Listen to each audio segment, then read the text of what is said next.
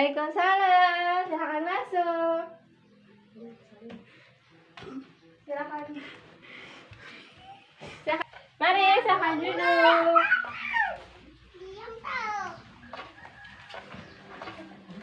Baik, terima kasih sebelumnya untuk anak-anak karena sudah ada di sini. Sebelum kita memulai layanan pada pagi hari ini, sebaiknya kita berdoa terlebih dahulu.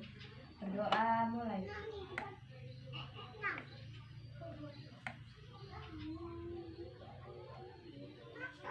Doa selesai. Oh iya, ngomong-ngomong kalian udah kenal belum sama satu sama lain? Belum. Oke, bisa perkenalan terlebih dahulu, dimulai dari ibu ya. Setelah itu lanjut dari sebelah kanan ibu.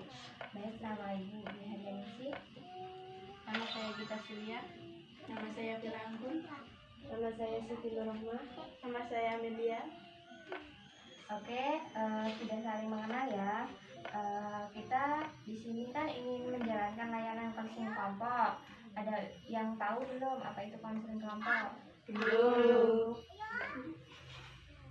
Baik, Ibu akan menjelaskan. Jadi, konseling kelompok merupakan proses pemberian bantuan yang diberikan oleh seorang konselor atau guru BK kepada konseling atau peserta didik dalam suatu kegiatan kelompok kecil seperti ini.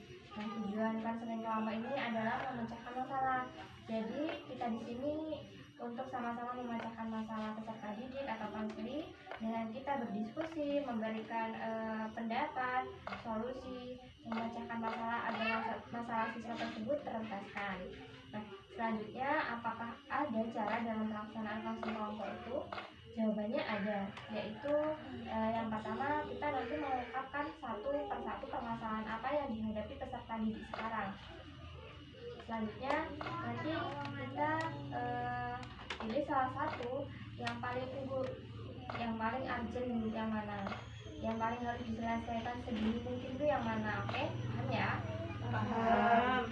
Selanjutnya kalian sudah pernah dengar belum asas-asas dalam konseling kelompok? Nah, dalam konseling kelompok itu ada beberapa asas. Yang pertama ada asas kerahasiaan. Ada yang tahu apa asas kerahasiaan itu? Menjaga rahasia orang lain. Benar sekali Mbak Bella. Lalu ada asas keterbukaan. Ada yang tahu asas keterbukaan itu apa?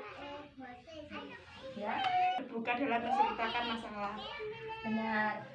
Selanjutnya ada asas kesukarelaan. Ada yang tahu nggak asas kesukarelaan itu apa?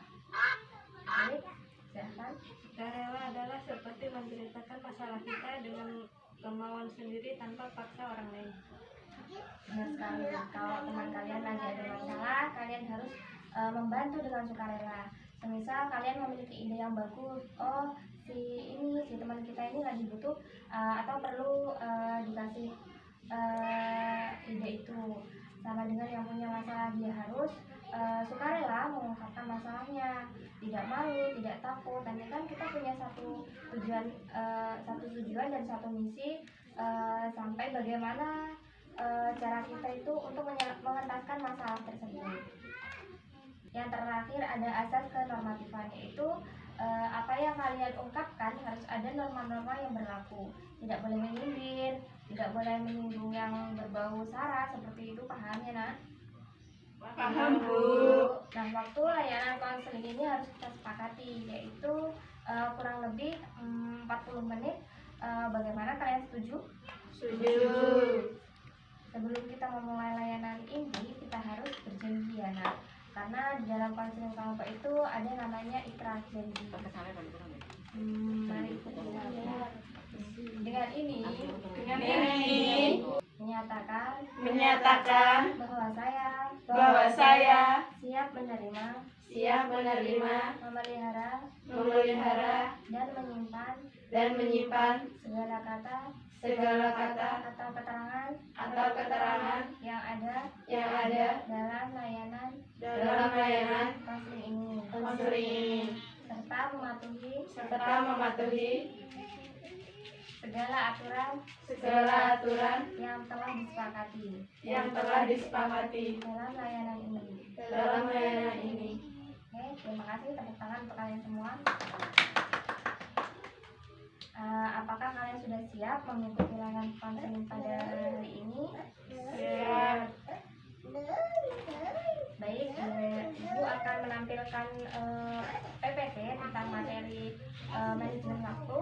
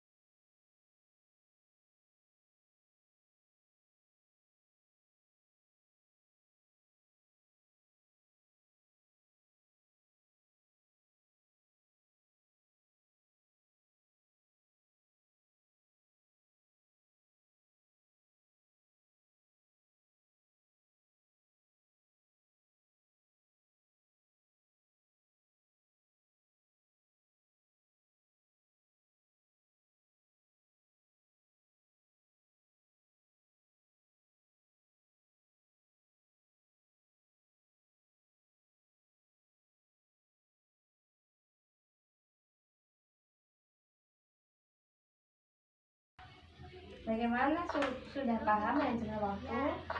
Masalah kita sudah tentukan bersama, yaitu siswa yang sering terlambat datang ke sekolah. Sekarang Ibu mau tanya, kenapa bisa sering terlambat datang ke sekolah?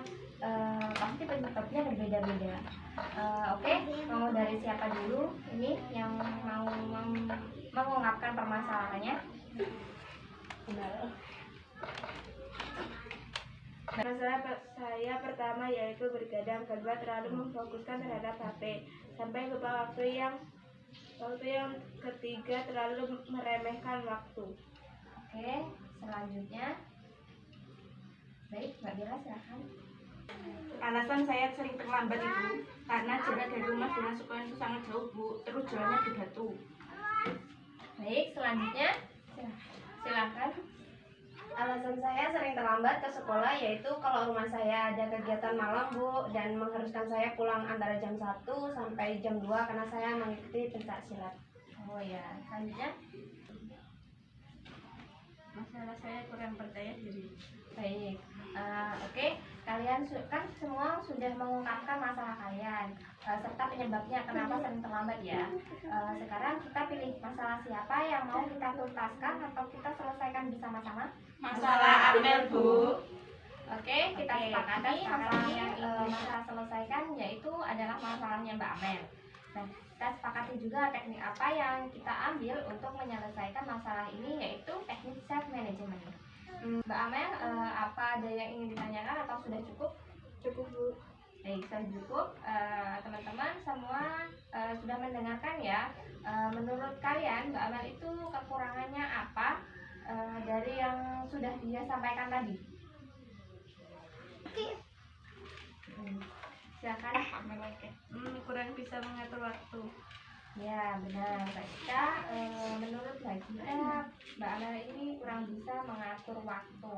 Kalau kelebihannya Mbak Amel ada nggak ya kira-kira sebenarnya kerjaan Mbak Amel ini dari yang sudah Mbak Amel ceritakan tadi? Kelebihan dia bisa fokus sama satu hal. Nah, Mbak Amel ini bisa fokus dengan satu hal. Nah, sekarang kita bantu Mbak ini bagaimana caranya mengentaskan masalahnya untuk mengatasi waktu yang belum bisa diatur seperti itu ya. Mungkin ada pendapat teman-teman yang diperlukan Mbak Amel. Baik, silakan. Menurut saya, Amel bisa membuat perjanjian kepada diri sendiri agar nanti bisa jadi lebih baik. Bisa mengulangi lagi membuat perjanjian terhadap diri sendiri baru supaya memperbaiki jalan. Berarti menurut Mbak Gita ini jalan hidup Mbak Amel ini masih berantakan berantakan sekali ya. Ya. Selanjutnya Mbak Amel bisa berjanji pada diri sendiri bagaimana caranya Mbak Amel ini mengubah permasalahan Mbak Amel yang sering terlambat sekolah dengan solusi dari teman-teman Mbak. Dan sekarang teman-teman Mbak Amel ini mau mendengarkan Mbak Amel berjanji secara verbal, ya kan Nak? Iya Bu. Oke, dan nanti ada sanksinya juga ya. Oke, silakan Mbak Amel. Terima kasih buat guru dan teman-teman yang ada di sini karena telah memberikan saran kepada saya supaya saya bisa lebih baik lagi, dan saya Amelia berjanji kepada guru dan teman-teman yang ada di sini supaya tidak mengulangi kebiasaan buruk saya, dan apabila saya masih membawa kebiasaan buruk saya siap menerima konsekuensi dari guru dan teman-teman semua.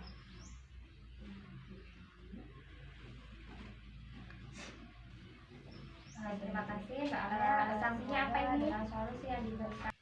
Baik, silakan. Gimana kalau raktir kita selama 3 hari berturut-turut?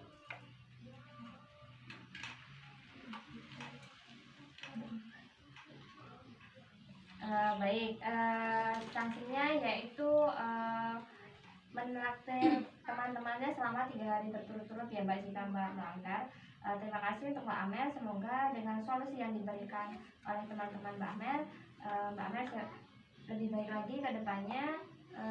Menurut Mbak Amel, ini gimana masalahnya, udah teratasi atau belum menurut Mbak? Menurut saya Lumayan ya Mbak, jadi setelah ini Mbak Amel bisa tidak mengatur waktu? bisa Bu. Bisa ya, berhubung waktu kita hampir habis. Kesimpulan Mbak Amel sudah menyelesaikan masalahnya dibantu dengan teman-temannya lewat konseling kelompok ini. Nah, sekarang kita simpulkan kegiatan kita hari ini. Siapa yang mau menyimpulkan? Silakan. Baik. Saya materi kita mengatur waktu, jadi kita punya bayangan untuk kegiatan kita sehari-hari untuk tersusun lebih rapi lagi, menjadi tidak berantakan seperti biasanya itu saja Bu. Oke, bagus sekali. Jika waktu kalian teratur, ketika kalian sudah men-self manajemen diri kalian, maka akan kedepannya akan lebih teratur lagi. Oke, Ira sudah sampai cukup di sini. Kita sudah menyimpulkan diskusi kita. Sebelum kita tutup, jadi marilah kita berdoa. Semoga apa yang kita dapat dari sini bisa kita implementasikan ke depannya. Baik, Ibu Pipin berdoa mulai.